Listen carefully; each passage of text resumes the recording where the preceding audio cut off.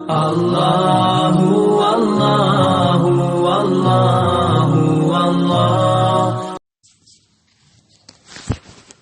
السلام علیکم ورحمۃ اللہ وبرکاتہ۔ اعوذ باللہ من الشیطان الرجیم، بسم اللہ الرحمن الرحیم۔ وَلَكُمْ نِصْفُ مَا تَرَكَ أَزْوَاجُكُمْ إِن لَّمْ يَكُن لَّهُنَّ وَلَدٌ فَإِن كَانَ لَهُنَّ وَلَدٌ فَلَكُمُ الرُّبُعُ مِمَّا تَرَكْنَ من بعد وصية يوصين بها أو دين، ولهن الربع مما تركتم إن لم يكن لكم ولد، فإن كان لكم ولد فلهن الثمن مما تركتم من بعد وصية توصون بها أو دين، وإن كان رجل يورث كلالة أو امرأة وله أخ أو أخت فلكل واحد منهما السدس، فإن كانوا أكثر من ذلك فهم شركاء في الثلث من بعد وصية يوصى بها أو دين غير مضار وصية من الله والله عليم حليم۔ محترم سامعین کرام، سورۃ النساء سورہ نمبر 4 اور اسی سورت سے بھی آپ کے سامنے آیت نمبر 12 تلاوت کی گئی، اور آپ کو یاد ہوگا کل کے درس میں ہم نے یہ بتلایا تھا کہ اللہ تعالیٰ نے قرآن کریم کے اندر سورۃ النساء میں آیت نمبر 11، آیت نمبر 12 اور سب سے آخری آیت کریمہ یعنی آیت نمبر 176 سورہ نساء کی، یہ 3 آیات میراث ہیں، جس میں اللہ تبارک و تعالیٰ نے جو رشتہ دار ہوتے ہیں، جو وارثین ہوتے ہیں، ان میں سے کن کا کتنا حصہ ہے، کس انداز میں حصہ ہے، ان باتوں کو اللہ تبارک و تعالیٰ نے ان 3 آیات کے اندر بیان فرمایا ہے۔ محترم سامعین کرام، وراثت کے تعلق سے ایک بات ہمیشہ یاد رکھا جائے کہ وراثت کا جو مال ہوتا ہے وہ مال ہوتا ہے کہ میت جو مرا ہے اس کا وہ مال ہو، مرنے کے بعد جو مال ہوتا ہے وہ وراثت کا مال ہوتا ہے۔ یعنی ایک آدمی کا مال ہے، جب تک وہ زندہ ہے وہ وراثت کا مال نہیں ہو سکتا ہے۔ ابھی ہمارے سماج و معاشرے میں کیا ہوتا ہے کہ باپ ماں بھی زندہ ہی ہوتے ہیں اور بیٹوں کے درمیان تقسیم کر دیتے ہیں، تو وہ وراثت کا مال نہیں ہوتا ہے۔ زندگی میں جو مال دیا جائے گا وہ عطیہ ہوگا، وہ ہبہ ہوگا، وہ گفٹ ہوگا، وراثت کا مال نہیں ہوگا۔ اور اس میں جو ہے اولاد کے درمیان برابری ضروری ہے، سب اولاد کو برابر دینا ہے۔ اور جس آدمی کا مال ہے جب وہ فوت کر جاتا ہے تو اس کے بعد وہ مال وراثت کا مال ہو جاتا ہے، اور اس کے بعد جو تقسیم کا جو طریقہ اللہ تبارک و تعالیٰ نے بتلایا وہ موت کے بعد ہوگا۔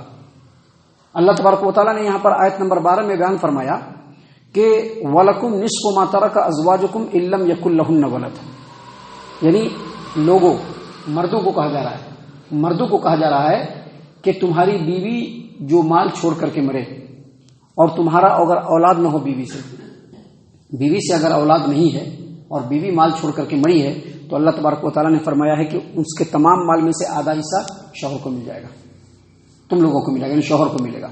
اگر اولاد نہیں ہے تو آدھا مال پورے مال میں سے، بیوی کے مال میں سے، بیوی ہے مال ہے اس کا، مر گئی، کوئی اولاد نہیں ہے، مال میں سے آدھا شوہر کا ہوگا۔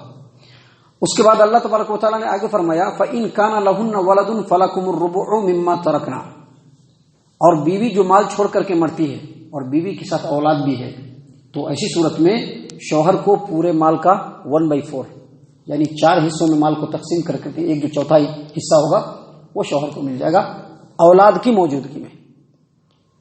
اور اس کے بعد اللہ تبارک و تعالیٰ نے مزید یہاں پر بھی وضاحت کر دی من بعد وصیۃ یوصین بها او دین، عورت نے اگر کچھ وصیت کر کے رکھا ہے تو پہلے وصیت کا مال دیا جائے گا، اور اس سے پہلے اگر اس کے اوپر قرض ہے تو پہلے قرض ادا کیا جائے گا، پھر جو وصیت کر کے رکھا ہے وصیت کا جو معاملہ ہے اس کو کمپلیٹ کیا جائے گا، اس کے بعد یہ بٹوارا ہوگا۔ شوہر کے بارے میں بتلا دیا کہ شوہر کو کتنا حصہ بیوی کے مال میں سے ملے گا اور کس کس کنڈیشن میں ملے گا، اللہ نے بتلایا۔ اب اس کے بعد اللہ تبارک و تعالیٰ نے بتلایا کہ وَلَهُنَّ الرُّبُعُ مِمَّا تَرَكْتُمْ إِن لَّمْ يَكُن لَّكُمْ وَلَدٌ، یعنی مردوں کو مخاطب کیا گیا ہے۔ تمہارا مال ہے، تم مرے، اس مال میں سے تمہاری بیوی کو بھی حصہ ملے گا، اور کیسے حصہ ملے گا؟ اگر تمہارے اولاد ہیں تو بیوی کو پورے مال میں سے اللہ نے فرمایا وَلَهُنَّ الرُّبُعُ 1/4 یعنی پورے مال کو 4 حصوں میں تقسیم کیا جائے گا۔ اولاد نہیں ہونے کی صورت میں، اگر اولاد نہیں ہے، اللہ نے فرمایا کہ تم مرے ہو، تمہارا مال ہے اور کوئی اولاد تم کو نہیں ہے تو بیوی کو کتنا ملے گا 1/4 یعنی پورے مال کو 4 حصوں میں تقسیم کیا جائے گا، اور اس میں سے ایک حصہ کس کو ملے گا؟ بیوی کو مل جائے گا، اولاد نہ ہونے کی صورت میں۔ آگے اللہ تبارک و تعالیٰ نے فرمایا فَإِن كَانَ لَكُمْ وَلَدٌ فَلَهُنَّ الثُّمُنُ مِمَّا تَرَكْتُمْ، اور اگر تمہاری اولاد ہے تو پھر بھی مال میں سے بیوی کا حصہ ہے. اور کتنا حصہ ہے؟ پورے مال کا 8واں حصہ ہے. یعنی پورے مال کو 8 حصوں میں تقسیم کیا جائے گا، 8 حصوں میں ڈیوائڈ کیا جائے گا پورے مال کو، اور اس میں سے جو 8واں حصہ ہوگا وہ بیوی کو دیا جائے گا اولاد ہونے کی صورت میں. تو یاد رکھیے، بیوی کا حصہ شوہر کے مال میں ہے. اگر اولاد نہیں ہے شوہر کا تو بیوی کو 1/4 ملے گا، یعنی پورے مال میں سے 1/4 حصہ ملے گا. اور اگر اولاد ہو شوہر کو تو بیوی کو 8واں حصہ ملے گا. اگر ایک بیوی ہو تب بھی 8واں حصہ میں سے ہی پورا کرنا ہے. ایک آدمی مرا ہے، اس کو اولاد نہیں ہے، اب اس کے مال میں سے پورے مال میں سے 1/4 نکالا جائے گا، یعنی 4 حصوں میں تقسیم کر کے ایک حصہ رکھا جائے گا. لیکن اس کی بیوی ایک نہیں ہے، 2 بیوی ہے یا 3 بیوی ہے یا 4 بیوی ہے. تو 2 بیوی ہو یا 3 بیوی ہو یا 4 بیوی ہو بیک وقت پورے مال میں سے 1/4 ہی نکالا جائے گا، اور 1/4 میں سارے بیوی کو بانٹا جائے گا. یہ نہیں کہ سارے بیوی کو الگ الگ 1/4 دیا جائے گا، نہیں، بلکہ پورے مال کو 4 حصوں میں تقسیم کرنے کے بعد جو چوتھا حصہ ہوگا، ایک بیوی ہو تب بھی اس کو چوتھا حصہ ملے گا، 2 بیوی ہو تب بھی دونوں میں تقسیم ہوگا، 3 بیوی ہو یا 4 بیوی ہو سب کو 1/4 میں سے ہی اس کو مل جائے گا اولاد نہ ہونے کی صورت میں. اور اگر اولاد ہوگی تو پورے مال کو 8 حصوں میں تقسیم کرنے کے بعد جو 8واں حصہ ہوگا، اگر ایک بیوی ہے تو پورا 8 حصہ اس کو مل جائے گا، 2 بیوی ہے یا 3 بیوی ہے یا 4 بیوی ہے تو سب میں وہ وہی 8واں حصہ، الگ سے ان کو حصہ نہیں ملے گا. اور پھر اللہ تبارک و تعالیٰ نے فرمایا کہ من بعد وصیۃ توصون بها او دین. یہ کب ہوگا؟ پہلے قرضے کی ادائیگی ہوگی، جو وصیت کر کے رکھا ہوگا وصیت کو کمپلیٹ کیا جائے گا، اور اس کے بعد وارث کو مال دیا جائے گا. محترم سامعین اکرام، اتنا بیان کرنے کے بعد اب آگے ایک الگ مسئلہ اللہ تبارک و تعالیٰ بیان فرما رہے ہیں. اللہ تبارک و تعالیٰ نے فرمایا وَإِن كَانَ رَجُلٌ يُورَثُ كَلَالَةً أَوِ امْرَأَةٌ. اب ایک آدمی ایسا ہے جو مرا، مرد ہو یا عورت، اس کو باپ بھی نہیں ہے، اولاد بھی نہیں ہے، ماں باپ بھی نہیں ہے، اولاد بھی نہیں ہے، دادا دادی بھی نہیں ہے، اور پوتا پوتی بھی نہیں ہے. اس کو کہتے ہیں کلالہ. یعنی ایسا آدمی کہ جب مرتا ہے اس کو ماں باپ بھی نہیں ہوتا ہے، اولاد بھی نہیں ہوتا ہے، دادا دادی بھی نہیں ہوتا ہے، پوتا پوتی بھی نہیں ہوتا ہے. ایسے آدمی کو کیا کہتے ہیں؟ کلالہ. دوسرے رشتہ دار ہوتے ہیں، بھائی رہے گا لیکن جو اس کے اصل جو وارثین ہوتے ہیں اس میں سے کوئی نہیں رہے گا. اصل وارثین کون ہوتا ہے؟ اولاد ہوتا ہے، ماں باپ ہوتا ہے، اس کے اوپر آئے گا تو دادا دادی ہوتے ہیں، نیچے آئے گا تو پوتا پوتی. یہ اصل وارثین ہیں. اللہ تبارک و تعالیٰ نے فرمایا کہ ان میں سے کوئی بھی نہیں اس کے ساتھ، مرد ہو یا عورت. اور آگے فرمایا وَلَهُ أَخٌ أَوْ أُخْتٌ، اور اس کا ایک بھائی ہو یا ایک بہن. یاد رکھیے اس کو کلالہ کہتے ہیں. کلالہ یعنی ایسا آدمی جس کے کوئی وارثین نہیں ہو، ماں باپ بھی نہیں ہو، اولاد بھی نہیں ہو، دادا دادی بھی نہیں ہو، پوتا پوتی بھی نہیں ہو، اس کو کہتے ہیں کلالہ. حافظ ابن کثیر رحمہ اللہ نے تفسیر ابن کثیر کے اندر بیان فرمایا کہ کلالہ اکلیل سے ہوتا ہے. اور اکلیل کہتے ہیں ایسے تاج کو جو سر کو چاروں طرف سے گھیرے ہوا ہو. جو آدمی چاہے مرد ہو یا عورت جو کلالہ ہوتا ہے اس کے اصل تو اصول فروع میں تو کوئی رشتہ دار نہیں ہوتے ہیں، ماں باپ بھی نہیں ہوتے ہیں، بیٹا بیٹی بھی نہیں ہوتا ہے، دادا دادی بھی نہیں ہوتا، پوتا پوتی بھی نہیں ہوتا، لیکن دوسرے رشتہ دار اس کو چاروں طرف سے گھیرے رہتے ہیں، جس میں خاص طور سے بھائی اور بہن رہتے ہیں. اللہ تبارک و تعالیٰ نے ان کا حصہ بیان فرمایا ہے.